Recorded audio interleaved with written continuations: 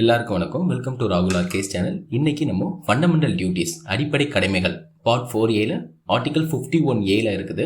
அதுதான் நம்ம பார்க்க போகிறோம். நம்ம அடிப்படை உரிமைகள் பார்த்துருப்போம், அப்புறம் டிபிஎஸ்பி பார்த்துருப்போம், அதாவது அடிப்படை உரிமைகள், மக்களோட உரிமைகள் பார்த்துருப்போம். கவர்மெண்ட் என்னென்ன பண்ணணும்னு சொல்லிட்டு அவங்களோட கடமைகளையும் பார்த்துருப்போம் டிபிஎஸ்பியில். அதாவது சிட்டிசனோட கடமைகள் இந்த ஃபண்டமெண்டல் டியூட்டிஸ் தான் சிட்டிசனோட கடமையை நமக்கு சொல்லுது. குடிமக்களோட கடமையை சொல்கிறக்கூடிய ஆர்டிக்கல் பார்த்தீங்கன்னா அது ஃபண்டமெண்டல் டியூட்டிஸ். இது எந்த கான்ஸ்டியூஷன்லேருந்து எடுத்திருப்பாங்கன்னா யூஎஸ்எஸ்ஆர் கான்ஸ்டியூஷன்லேருந்து இன்ஸ்பயர் ஆகி எடுக்கப்பட்டதுங்கிறாங்க. அதே மாதிரி எந்த ஒரு டெமோக்ராட்டிக் கண்ட்ரிலையும் இந்த மாதிரி கான்ஸ்டியூஷனில் ஃபண்டமெண்டல் டியூட்டிஸ் இல்லை. எக்ஸ்பெக்ட் ஜப்பானை தவிர எந்த ஒரு இதுலையுமே இல்லைன்னு சொல்கிறாங்க. அதே மாதிரி டைம்லைன் பார்த்தீங்கன்னா இது 42nd அமெண்ட்மெண்ட் ஆக்டில் 10 டியூட்டிஸ் கொண்டு வந்திருப்பாங்க 1976. அதுக்கப்புறம் 2002ல் 11th டியூட்டி ஆட் பண்ணியிருப்பாங்க 86th அமெண்ட்மெண்ட்டில். ஓகே, இது கொண்டு வரதுக்கு முன்னாடி இதுக்கு ரெக்கமெண்டேஷன் கமிட்டி கொண்டு வந்திருப்பாங்க. எப்போன்னா 1975 to 1977 இடையில இன்டர்னல் எமர்ஜென்சி இருந்திருக்கும். அந்த எமர்ஜென்சி அப்போ ஒரு கமிட்டி செட்டப் பண்ணியிருப்பாங்க 1976 சொரான் சிங் கமிட்டின்னு சொல்லிட்டு. அந்த கமிட்டி தான் இதை ரெக்கமெண்ட் பண்ணும். இதை recommend fundamental duties to make citizens conscious of object, அவங்களோட கடமைகள் தெரிஞ்சுக்கணும் அப்படின்னு சொல்லிட்டு ரெக்கமெண்ட் பண்ணுவாங்க. அப்போ அவங்க ரெக்கமெண்ட் பண்ணும்போது காங்கிரஸ் கவர்மெண்ட் 3 இதை அக்செப்ட் பண்ண மாட்டாங்க. மொத்தம் 8 டியூட்டிஸ் அவங்க ரெக்கமெண்ட் பண்ணுவாங்க. அதில் 3 இதை நீங்கள் அக்செப்ட் பண்ண மாட்டாங்க. அது என்னென்னா imposition of penalty of punishment, அதாவது கடமைகளை நிறைவேற்ற தவறும் போது அவங்களுக்கு தண்டனை விதிக்கணும்னு சொல்லியிருப்பாங்க. அதை நிராகரிச்சிருவாங்க. நெக்ஸ்ட் பாருங்க, நெக்ஸ்ட் பேஜ். அப்புறம் ஜுடிஷியபிள் ரிவ்யூ கிடையாதுங்க. அந்த கோர்ட்டை அதுக்காக நம்ம நாட முடியாது, கடமைகளை இது இப்போ தவறிட்டாங்க அப்படின்னு சொல்லியிருப்பாங்க. அப்புறம் டியூட்டி டு பே டாக்ஸஸ், வரி செலுத்துறதையும் அதையும் நிராகரிச்சிருப்பாங்க ஃபண்டமெண்டல் டியூட்டியில். இப்போ அதுக்கப்புறம் பார்க்கக்கூடியது நம்ம லிஸ்ட் ஆஃப் ஃபண்டமெண்டல் டியூட்டிஸ். என்னென்ன ஃபண்டமெண்டல் டியூட்டிஸ், 11 ஃபண்டமெண்டல் டியூட்டிஸ் இருக்குது. அது என்னென்னு 1 by 1 நம்ம பார்க்க போகிறோம். அபைட் பை த கான்ஸ்டியூஷன், அதாவது கான்ஸ்டியூஷனாக இருக்கட்டும், நேஷனல் ஃப்ளாகாக இருக்கட்டும், நேஷனல் ஆந்தமாக இருக்கணும், இதை ரெஸ்பெக்ட் பண்ணணும்னு சொல்கிறாங்க. இதுதான் first fundamental duties. Cherish and follow Nobel ideas, அதாவது சுதந்திரத்துக்கான தேசிய போராட்டத்திலையும் ஈடுபட்டிருப்பாங்க. அவங்களையும் அதோட உண்மைத்தன்மையும் போற்றி பின்பற்றுதல் வேண்டும் இருக்காங்க. Second one. 3வது என்னன்னா uphold and protect sovereignty, unity and integrity, அதாவது இறையாண்மை, ஒற்றுமை மற்றும் ஒருமைப்பாட்டை நிலைநிறுத்தி பாதுகாக்கணும்னு சொல்லியிருப்பாங்க. 4வது பார்த்தீங்கன்னா டிஃபெண்ட் த கண்ட்ரின்னு இருப்பாங்க, நாட்டை பாதுகாத்தல் மற்றும் தேவைப்படும் போது நாட்டுக்காக பணியாற்றணும்னு சொல்லியிருக்காங்க. 5வது என்னன்னு பார்த்தீங்கன்னா ப்ரொமோட் ஹார்மோனி அண்ட் பிரதர்ஹுட், அதாவது வேறுபாட்டுகளை கடந்து நல்லிணத்துக்காக சகோதரத்துவத்தை ஆதரிக்கணும், வளர்க்கணும். அதே மாதிரி பெண்கள் கண்ணியத்துக்கு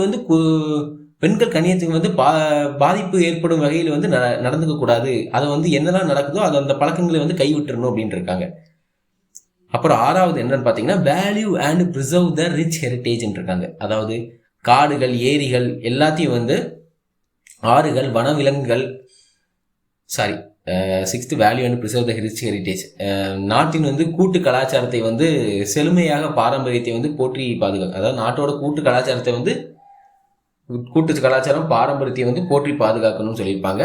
அப்புறம் protect and improve the environment, national environment, protect and improve the national environment இருப்பாங்க. அதில் தான் காடுகள், ஏரிகள், ஆறுகள் எல்லாத்தையும் நம்ம பாதுகாக்கணும். வைல்ட் லைஃப் எல்லாத்தையுமே நம்ம அந்த க்ரீச்சர்ஸ்லேருந்து எல்லாத்தையுமே பாதுகாக்கணும், என்விரான்மெண்ட்டை பாதுகாக்கணும் பொதுவாக. 8th பார்த்தீங்கன்னா develop scientific temper, okay, humanism and spirit of inquiry and reform சொல்லியிருக்காங்க. அதாவது என்ன சொல்லியிருக்காங்கன்னா அறிவியல் மனப்பான்மையும் மனிதனையும் சீர்திருத்த உணவையும் வளர்த்துக்கணும் அப்படின்னு இருப்பாங்க 8th. 9th என்ன சொல்லியிருக்காங்கன்னா சேஃப் கார்ட் பப்ளிக் ப்ராப்பர்ட்டி, அதாவது நெக்ஸ்ட் பேஜ் பாருங்க, சேஃப் கார்ட் பப்ளிக் ப்ராப்பர்ட்டி, பொது சொத்துக்களை பாதுகாத்தல். ஓகே, பொது சொத்தை பாதுகாக்கணும், வன்முறையை கைவிடணும் இருக்காங்க 9th. அப்புறம் ஸ்ட்ரீவ் டுவர்ட்ஸ் எக்ஸலன்ஸ் இருக்காங்க. ஸ்ட்ரீவ் டுவர்ட்ஸ் எக்ஸலன்ஸ் தான் தேசம் உயர்ந்த நிலைகளை எட்டும் வகையில் அனைவரும் செயல்படுந்து சிறந்த தேசத்தை உருவாக்கணும் இருப்பாங்க. 11 தான் முக்கியமானது. இது 86th அமெண்ட்மெண்ட்ல 2002ல கொண்டு வந்திருது. இது 6 to 14 இயர்ஸ் வரை அவங்களோட பசங்களை கண்டிப்பாக படிக்க வைக்கணும் அப்படின்னு சொல்லியிருப்பாங்க. ஓகே, பெற்றோர்கள் வந்து பெற்றோரோட கடமையை வந்து 6 to 14 வயசு வரை அவங்களுக்கு பசங்களை வந்து கண்டிப்பாக வந்து படிக்க வைக்கணும்னு சொல்லியிருப்பாங்க. எலிமெண்ட்ரி எஜுகேஷன் கம்பல்சரி அவங்களுக்கு அளிக்கணும்னு இருப்பாங்க. ஃபீச்சர்ஸ் ஆஃப் ஃபண்டமெண்டல் ரைட்ஸ், அடிப்படை கடமைகளின் சிறப்பு அம்சங்கள் என்னன்னு பார்க்கும்போது மாரல் அண்ட் சிவிக், அதாவது அறநெறி வெர்சஸ் குடிமியல் அப்படின்னு பார்ப்போம். அறநெறினா வந்து ஒரு அட்வைசரி மாதிரி, அதாவது இந்த ஃப்ரீடம் ஸ்ட்ரகிள்ஸ் ஐடியல்ஸ் இதெல்லாம் வந்து போற்றணும் அப்படின்னு சொல்லியிருப்பாங்க. சிவிக் நேஷனல் ஃபிளாகை வந்து ரெஸ்பெக்ட் பண்ணணுன்னு இருக்காங்க. நேஷனல் ஃபிளாகை ரெஸ்பெக்ட் பண்ணணும், அதாவது சிவிக் சென்ஸ் அதெல்லாம் அப்படின்னு இருக்காங்க.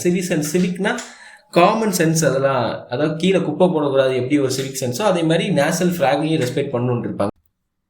அப்புறமாக இந்திய வேல்யூஸ், அதாவது இந்திய வேல்யூஸ் மீன்ஸ் இவை வந்து இந்திய வாழ்க்கை முறை மற்றும் மரபுகளை வந்து ஒருங்கிணைந்த பணிகளை வந்து முறைப்படுத்துக்குது அப்படின்றாங்க. அதே மாதிரி சிட்டிசன் ஒன்லின்னு பார்த்தீங்கன்னா சில எஃப்ஐஆர், அதாவது ஃபண்டமெண்டல் ரைட்ஸ் வந்து ஃபாரினர்ஸுக்கு பொருந்தும், ஆனால் வந்து இது ஃபண்டமெண்டல் டியூட்டிஸ்ங்கிறது சிட்டிசன்ஸுக்கு ஒன்லி வந்து பொருந்தும் அப்படின்னு இருக்காங்க.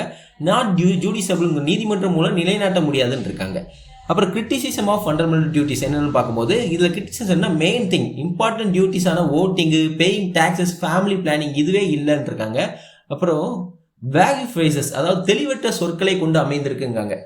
Nobel ideals, scientific temper, composite culture, அதாவது கூட்டு கலாச்சாரமாக இருக்குது, உண்மைத்தனமான லட்சியங்கள், அறிவியல் மனப்பான்மைகள் இதெல்லாம் கொண்டு அமைஞ்சிருக்கு. அது வந்து புரியும் விதத்தில் இல்லை, தெளிவற்ற சொற்றொடர்களாக இருக்குது அப்படின்னு சொல்கிறாங்க. நெக்ஸ்ட் பேஜ் பாருங்கள். அப்புறம் மாரல் பெர்ஸ்பெக்டிவ் பார்த்தீங்கன்னா சட்டப்பூர்வ தடைகள் அல்லாத தண்டனைகள் இல்லாததால் இவை வந்து வெறும் அறிவுரைகளாக மட்டும் பார்க்கப்படுது அப்படின்றாங்க. ஓகே, இதை வந்து அப்புறம் சூப்பர்ஃப்ளையர்ஸ்னா தேவையற்றவைங்கிறாங்க. ஓகே, இதை வந்து நம்ம இல்லை, ஒருவேளை வந்து ஃபண்டமெண்டல் டியூட்டிஸ் இல்லைனாலும் இந்த டியூட்டிஸை வந்து எதுவுமே ஃபாலோ பண்ணி தான் ஆவாங்க இந்தியன் சிட்டிசனு. இது வந்து இருக்கணும், ரிட்டன் அவசியம் நமக்கு எழுதியிருக்கணும் அப்படிங்கிறது கட்டாயம் கிடையாதுன்னு இருக்காங்க. அப்புறம் பிளேஸ்மெண்ட்னு பார்க்கும்போது இது வந்து part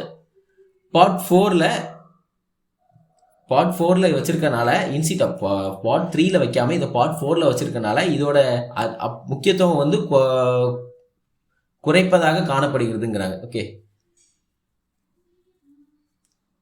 comparison rights duties and DPSP.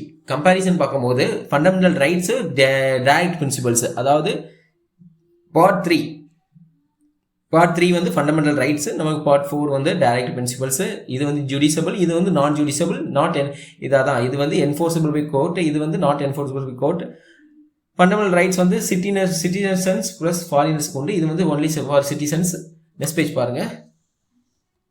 Nature பார்த்தீங்கன்னா இது நெகட்டிவ். ஓகே, இது வந்து எதிர்மறையானதுங்கிறாங்க. அது வந்து நேர்மறையானது, அதாவது இன்ஸ்ட்ரக்டிவ், அதாவது அறநெறிகளை குடிமக்களுக்கு ஒரு அறநெறி மாதிரி அமைந்திருக்குங்கிறாங்க. நெக்ஸ்ட் பேஜ் பாருங்க. சாரி, எந்த பேஜ் தான். Okay, significance of fundamental duties. Fundamental டியூட்டிஸை வந்து ஒரு ஹெல்த்தி ஃபங்க்ஷனிங் ஆஃப் த டெமோக்ரஸின்னு கருதாங்க. அதாவது என்னதான் வந்து விமர்சனம் இருந்தாலும் அடிப்படை கடமை வந்து இன்றியமையாததாக கருதப்படுதுங்கிறாங்க. ஓகே, ரிமைண்டர்ஸ் ஆஃப் ரெஸ்பான்சிபிலிட்டிங்கிறாங்க. பொறுப்புகளை வந்து நினைவூட்டு விதமாக இருக்குது, மக்கள் இடையில வந்து சிட்டிசன்ஸ்க்கு வந்து அவங்களோட ரைட்ஸ் டியூட்டிஸ் என்ன அப்படின்னு நினைவூட்டுற விதமாக இருக்குது அப்படிங்காங்க. நாட்டிற்கும் சமூகத்திற்கும் செய்ய வேண்டிய கடமைகளை வந்து செய்யாமல் எவ்வளவு உரிமையை வந்து அனுபவிக்க முடியாதுன்னு சொல்லுது இது அப்படிங்கிறாங்க. அதே மாதிரி deterrent against anti social activities, அதாவது தேசிய கொடியை எரிப்பது அல்லது பொது சொத்துக்களை வந்து அழிப்பது போன்ற செயலுக்கு எதிராக எச்சரிக்கையாக இது அமைகிறதுங்கிறாங்க.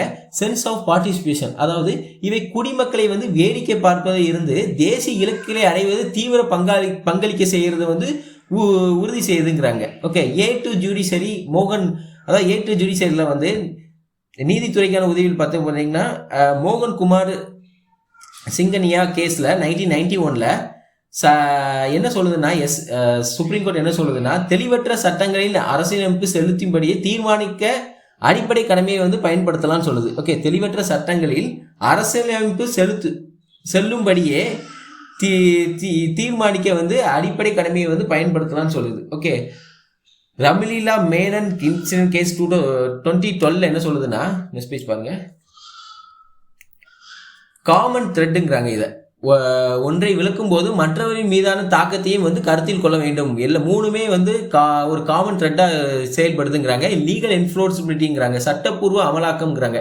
அதாவது என்னதான் வந்து not directly enforceable with court, என்னதான் வந்து நேரடியாக நீதிமன்றங்களால் நிலைநாட்ட முடியாது என்றாலும் பார்லிமெண்ட்டுக்கு பவர் இருக்கு, பனிஷ்மெண்ட் கொடுக்கணும், பெனால்டிஸ் கொடுக்கணும்னு நினைச்சாங்கன்னா பண்ணலாம் அப்படிங்கிறாங்க. ஹிஸ்டாரிக்கல் அண்ட் பொலிட்டிக்கல் ஜூடிஃபிகேஷன், அதாவது ஹிஸ்டாரிக்கல் வரலாற்று மற்றும் அரசியல் நியாயப்படுத்துதல் பார்த்தீங்கன்னா HR கோகலே லா மினிஸ்டர், அவர் வந்து தேச விரோதம் மற்றும் அரசியலமைப்பாக ஆர்ப்பாட்டு போராட்டங்களில் ஈடுபட்ட அமைதியற்ற ஆன்மாக்களை வந்து எதிர்கொள்ள அடிப்படை கடமைகள் வந்து ரொம்பவே அவசியம். அவங்கள மாதிரி ஒரு அமைதியற்ற ஆன்மாக்களை வந்து எதிர்கொள்வதற்கு இது ரொம்பவே அவசியங்கிறாரு. 1975 வந்து ஈடுபட்டிருப்பாங்க எமர்ஜென்சி அப்போ, அதுதான் சொல்றாரு. இந்திரா காந்தி வந்து FD do not smoother ரைட்ஸுங்காங்க. FD do not, மாறாக மக்கள் தங்கள் கடமைகளை வந்து உணர்வதன் மூலம் ஒரு ஜனநாயக சமநிலையை வந்து உருவாக்குகின்றனர் அப்படின்காங்க. பொலிட்டிக்கல் கன்சென்சஸ் பார்த்தீங்கன்னா, அதாவது அரசியல் ஒருமித்த கருத்து என்னதான் இருக்குன்னு பார்த்தீங்கன்னா, ஆரம்பத்தில் வந்து எதிர்கட்சிகள் வந்து இதை வந்து சேர்க்கக்கூடாது எதிர்ப்பு தெரிவித்தாங்க. ஆனால் ஜனதா கவர்மெண்ட் வந்து 1977-78 அதை வந்து இவற்றை வந்து ரத்து செய்யவில்லை. ஓகே, ரத்து செய்யாமல் இவற்றின் அவசியம் குறித்து தேசிய ஒருமித்த கருத்தை வந்து நிரூபித்தது. நெக்ஸ்ட் பேஜ் பாருங்க.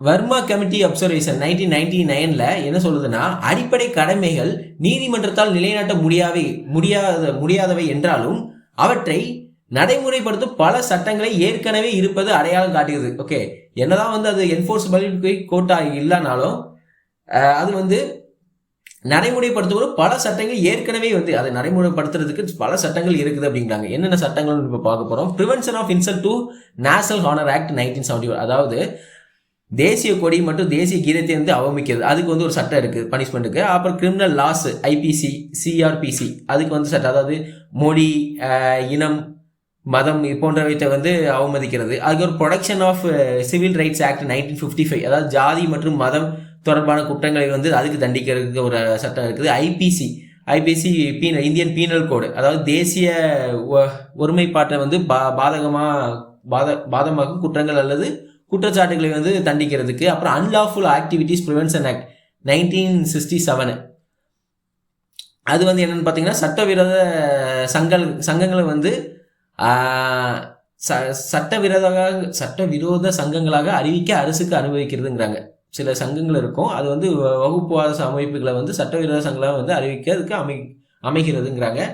அப்புறமாக 1951 ரெப்ரசன்டேஷன் ஆஃப் பீப்புள் ஆக்ட், மத அடிப்படையை வாக்கு சேகரிப்பது அல்லது பகையை தூண்டுறது வந்து அதை வந்து தண்டிக்கிறதுக்கு சட்டம் இருக்குது. அப்புறம் வைல்ட் லைஃப் ப்ரொடெக்ஷன் ஆக்ட் 1972, அதாவது வைல்ட் லைஃப் ப்ரொடெக்ஷன், என்டேஞ்சர்ட் ஸ்பீசஸாக இருக்கட்டும், அதை வந்து வேட்டையாடுதல் அதெல்லாம் வந்து தடுக்கிறதுக்கு, என்விரான்மெண்டலில் வந்து அதாவது வைல்ட் லைஃப் வந்து பாதுகாப்பாக வச்சுறதுக்கு, சுற்றுச்சூழல் வந்து பாதுகாப்பாக வச்சுறதுக்கு சட்டம் இருக்குங்கிறாங்க. அடுத்தது பாருங்க நெக்ஸ்ட் பேஜ். அப்புறம் ஃபாரஸ்ட் கன்சர்வேஷன் ஆக்ட் 1980, இது வந்து என்னன்னா, நமக்கு டீஃபாரஸ்டேஷனை கம்மி பண்ணுறதுக்கு, ஃபாரஸ்ட்டை காப்பாற்றுறதுக்கு, ஃபாரஸ்ட் லேண்ட் ஃபார் நான் ஃபாரஸ்ட் லேண்ட் இதுக்கு வந்து பயன்படுது, அதாவது காடு அல்லாத நோக்கங்களுக்காக பயன்படுத்துவதை வந்து தடுக்கிறது. ஃபாரஸ்ட் லேண்டை வந்து காடு அல்லாத நோக்கத்துக்கு வந்து பயன்படுத்துவதை தடுக்கிறது. இதெல்லாம் வந்து தடுக்கிறதுக்கு ஃபண்டமெண்டல் டியூட்டிஸை வந்து தடுக்கிறதுக்கும் வந்து சில சட்டங்கள் இருக்குங்கிறது தான் இந்த 8 சட்டங்களும். அப்புறம் summary table, fundamental duties versus fundamental principles, directive principles. அதில் வந்து என்னன்னு பார்த்தீங்கன்னா, இது வந்து ஸ்டேட், அதாவது கவர்மெண்ட்டுக்கானதுங்கிறோம். இது வந்து ஃபண்டமெண்டல், இது வந்து சிட்டிசன். ஃபண்டமெண்டல் டியூட்டிஸ்ங்கிறது சிட்டிசனுக்கானது, அது கவர்மெண்ட்டுக்கான கடமைகள், இது சிட்டிசன். ரெண்டுமே என்ஃபோர்ஸபிள் பை கோர்ட் கிடையாது, ரெண்டுமே வந்து ஜுடிஷியபிள் கிடையாது, கோர்ட்டை வந்து நாட முடியாது ரெண்டுத்துக்குமே. இது பார்ட் 4 இருக்குது, இது பார்ட் 4A இருக்குது. இது ஐரிஷ் கான்ஸ்டியூஷன்லேருந்து எடுத்திருக்காங்க, இது USSR கான்ஸ்டியூஷன்லேருந்து இன்ஸ்பயர் ஆகி எடுக்கப்பட்டது. இது வந்து சமூக மற்றும் பொருளாதார ஜனநாயகம் சொல்கிறாங்க, டைரக்டிவ் பிரின்சிபல். இது வந்து மாரல், அறநெறி, இது வந்து ஒரு அறிவுரை மற்றும் குடிமியல் பொறுப்புகள் அப்படிங்கிறாங்க. ஓகே, மக்களுக்கு நினைவூட்டும் ஒரு குடிமியல் பொறுப்புகள் அப்படிங்கிறாங்க. ஓகே கைஸ், இவ்வளோதான் ஃபண்டமெண்டல் டியூட்டிஸ். ரொம்பவே ஈஸி உங்களுக்கு. இன்னைக்கு ஃபண்டமெண்டல் டியூட்டிஸ் பார்த்தோம். அடுத்த டாப்பிக்கோட நம்ம நாளைக்கு சந்திப்போம். Thank you for your support.